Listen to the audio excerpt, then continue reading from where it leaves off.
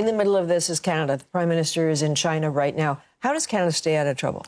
It's already happening. Welcome back to Moose on Loose. My name's David. Today, we're already seeing some fresh propaganda about how China and Canada should be working together and strengthening our law enforcement and security ties. Not really surprised, as well, this is what China does. We got some updates on Greenland, Iran. Let's jump into this. Look what we got here. Table Salt posting this. That was quick. The Chinese ambassador to Canada has published an article in the Ottawa Life magazine calling for international law enforcement cooperation between China and Canada, moving in the direction of the Global Security Initiative. Of course. Here's Wang Di, who met Mark Carney at the airport. We've got the article here, Ottawa Life magazine, Advancing the Global Security Initiative by Wang Di. This is from that guy, the Chinese ambassador to Canada. Today, new types of transnational crimes, especially telefraud and online scams, have become a global scourge and a governance challenge confronting the international community. For example, the Canadian Anti-Fraud Centre received 52,000 fraud reports involving $645 million in reported losses in 2024, continuing an upward trend. If you've been watching the channel for a long time, you know my take on this. I've been a victim of identity theft. These people have absolutely decimated my life. One of the many strengths of China is their perspective, their medium long-term perspective. This is an ambitious G20. It's an ambitious Chinese leadership. Goes on to say in November 2025, 93rd session of the Interpol General Assembly adopted a resolution which highlighted the increasingly rampant crimes such as human trafficking, online phishing, romance scams, and investment fraud by transnational scam centers around the world. Now he goes on to talk about Xi Jinping propose a global security initiative. I mean, come on. This coming from the kingpin of human rights abuses. Like, this is getting ridiculous. Now, jumping out for a second here, we got Sam Cooper on Brian Lilly's podcast, and with this topic here of integrating Canada and China for law enforcement and security. And what do we have? As Brian Lilly says, China takes a cut of most of the money laundering going on out there. According to Sam Cooper, should we really be trusting China? At the end of the day, China, is, as my U.S. senior sources say, every dollar laundered in the Western Hemisphere. At the end of the day, Chinese organized crime, money brokers, underground bankers with connections to the Chinese Communist Party are facilitating and directing and taking a cut. And that points to the TD Bank case where, the record shows, and my U.S. sources say, Canada was nowhere to be seen in regulating massive money laundering through our banks. It had to be the U.S. DEA in the New York, New Jersey sort of banks to crack down on that. And my story last night pointed to a TD Bank employee in Manhattan facilitating a network that laundered close to $500 million US through New York TD Bank branches. And while we're talking about TD Bank, I have this on the chart here. Frank McKenna, TD Bank agreed to a $3.1 billion settlement over allegations of facilitating money laundering for street candy cartels during McKenna's tenure as deputy chair. So that's what Sam Cooper's talking about. It's America that had to prosecute TD Bank as Canada let this slip under the rug. Frank McKenna, the deputy chair during this time, is the very same guy you can see connected to Mark Carney here. In 2020, McKenna, as chairman of Brookfield, brought Mark Carney over as vice chair and lead ESG, environmental, social, and governance investment strategy. McKenna brought in Mark Carney. This is the same guy wrapped up in money laundering with TD Bank. Yeah, I'm just going to leave it there. So further on here, it says in June 2025, a Canadian law firm in Vancouver fell victim to a business email compromise scam. Fraudsters posed as a regular contract sent fraudulent emails to trick the firm into wiring $2.3 million to a bank account in Hong Kong. After identifying the fraudulent transfer, the bank alerted the Hong Kong police force. Thanks to close cooperation between Chinese and Canadian police forces, the transfer was successfully intercepted and the money was recovered finally. That's the perfect example to just intertwine Canada and China here. That's what this article is trying to paint. Use a couple little examples here and say, oh, we did such a good job working together. We're now new best friends. In the receipts here, $2.3 million. As Chris Liam, Director General of the Canadian Anti-Fraud Centre, said, this recovery demonstrates the power of global partnerships in the fight against fraud through trusted coordination and timely intelligence exchange with our colleagues of Hong Kong Police Force. You know what should really be happening in China right now? With Mark Carney there, he should be getting Jimmy Lai out of jail jail. If you're not familiar, Jimmy Lai is a Hong Kong businessman who opened up Apple Daily, which is a pro-democracy newspaper, and he was thrown in jail by the CCP after they took back Hong Kong. We've got a segment here from British Parliament that sums this up perfectly, considering Hong Kong was given back to China from Britain. In the early hours of this morning, Jimmy Lai was convicted following a shameful show trial under the repressive national security law imposed on Hong Kong in breach of the Sino-British Joint Declaration. Jimmy Lai's imprisonment, trial and conviction mark a new low in the Chinese Communist Party's shameful attempts to extinguish freedom, democracy and the rule of law in Hong Kong.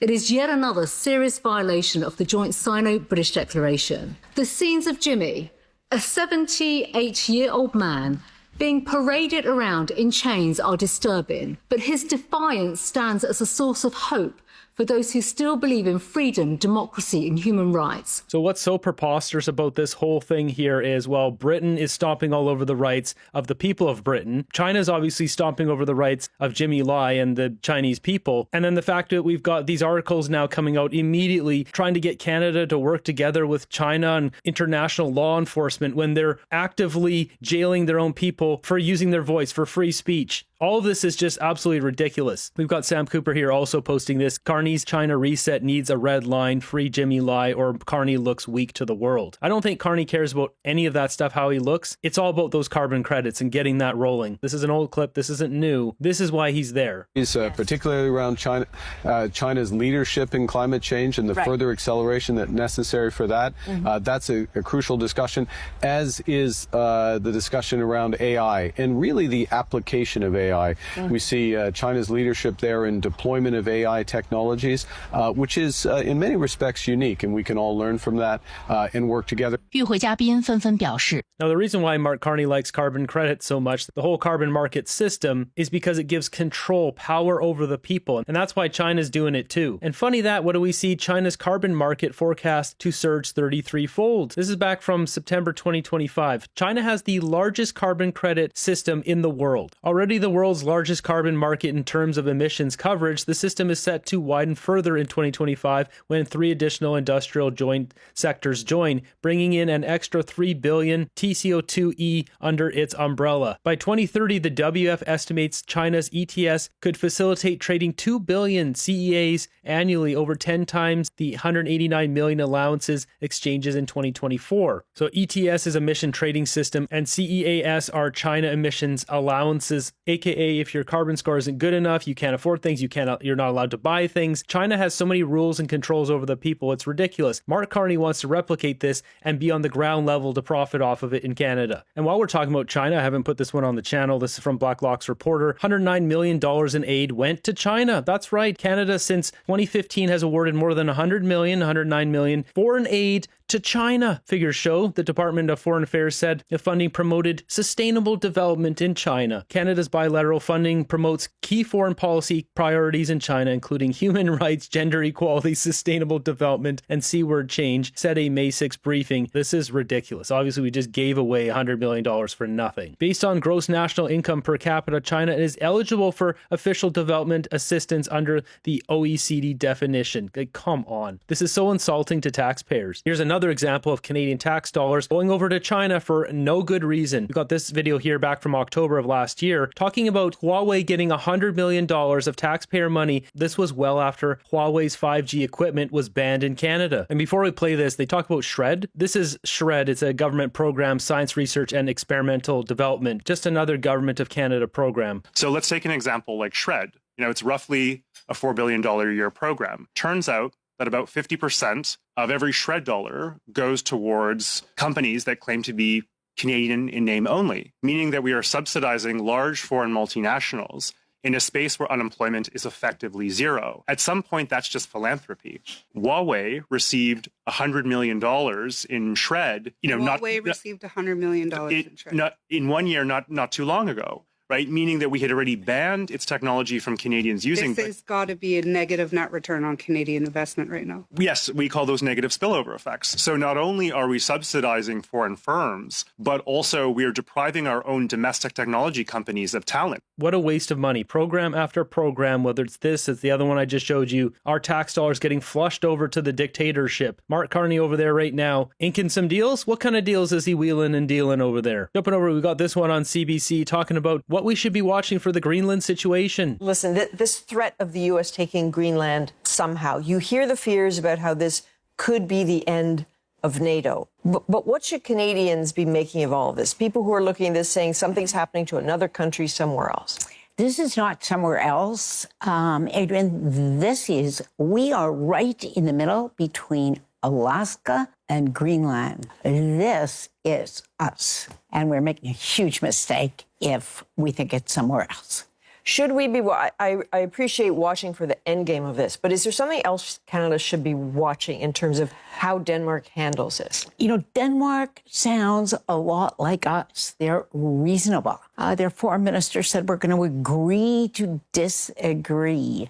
This is an acid test, Adrian, whether reasonableness can get the job done. She talks about being reasonable. Denmark is reasonable, just like Canada. They're so reasonable. We've got this from Daily Mail. Danish 17-year-old girl who used pepper spray to fight off a R-word monster near migrant asylum center is told she will be prosecuted for carrying the pepper spray. This is right out of Denmark. Are they really that reasonable where they're charging a 17-year-old protecting herself from getting R-word from a monster? Is that reasonable? I should note this story is from 2016, but it doesn't matter. The law really hasn't changed, except people from Denmark are allowed to have pepper spray for self-defense in their own home, but not out on the street. And she was fined nearly 100 Canadian dollars for defending herself. Is it Greenland that you're worried about? Or is it maybe the United States capturing the president of Venezuela? Or is it Iran, right? This unrest, the threats of an American attack and whatever may come after that. It is really hard to know what to be concerned about the most. You know, we have three simultaneous explosive crises going on at the same time. So I shift from day to day. Right now, I am most worried about Iran. It is the one where everybody expects the other one to attack first. Fingers are on the trigger. And that's when you get escalation that, frankly, nobody wants right now. It did sound a little bit like Donald Trump was talking himself down, but he's very close to a red line, Adrian. And look, Barack Obama never lived down the fact that he drew a red line and then did nothing.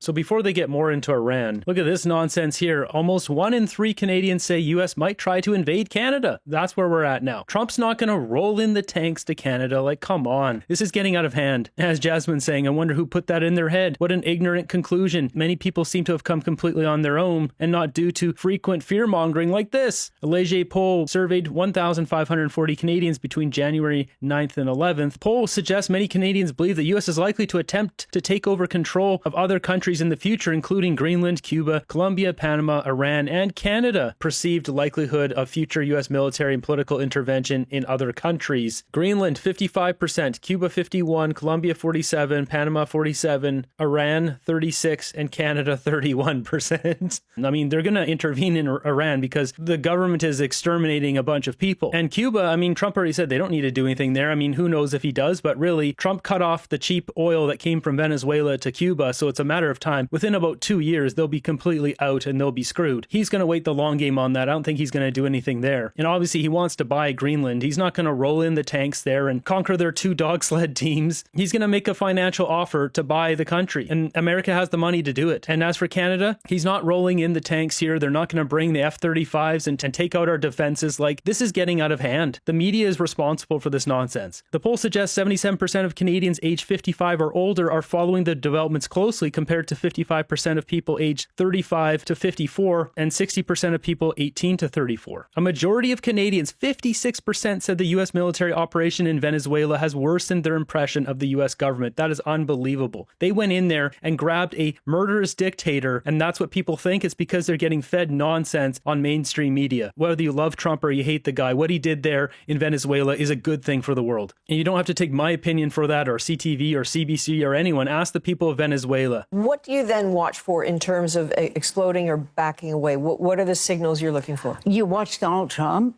talk his way off the cliff, and, you know, he makes it up as he goes along.